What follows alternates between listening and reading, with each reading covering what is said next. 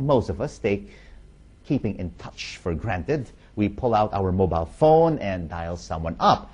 But what if you are in the middle of the desert or on a small Indonesian island? Well, one company that reckons it has the solution is satellite phone company Thuraya, and it reckons that Asia Pacific is a growth market. For more, I am joined in our studios in Singapore by Samer Halawi, Thuraya's chief executive, who is based in Dubai.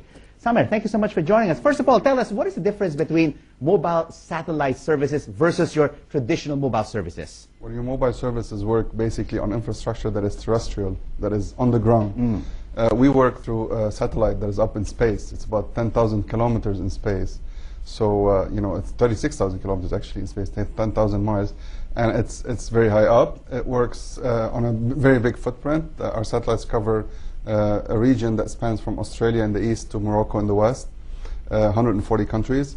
So you are covered basically whether there is terrestrial communications or there isn't. But for the consumer, it's all about pricing, the freebies, and how much each call would cost. Is it more expensive to use a mobile satellite service versus the traditional one? Well, look, satellite communications is for people who need it. It's not a luxury element. Having said this... So it is more expensive? It's a bit more expensive. Having said this, there's a perception of the cost of it.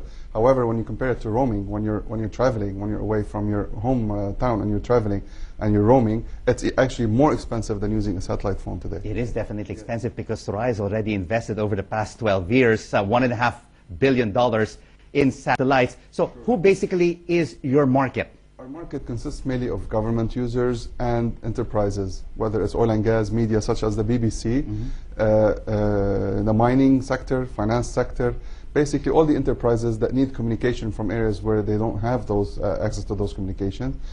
In addition to the maritime world of course is not covered by terrestrial infrastructure. So whenever you're on a ship, you need connectivity, you use satellite communications.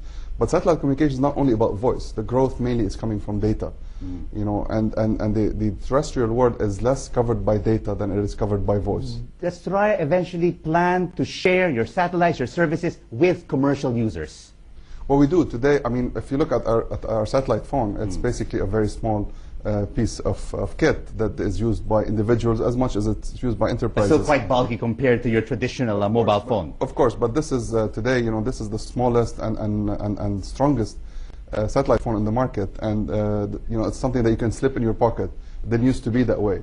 So the users today are the individuals where they need it in areas where there's no terrestrial coverage, but it's mostly enterprise related. It's people who need it, who need to be connected for mission critical applications, or for e-commerce, or for business related transactions, or anything of the sort.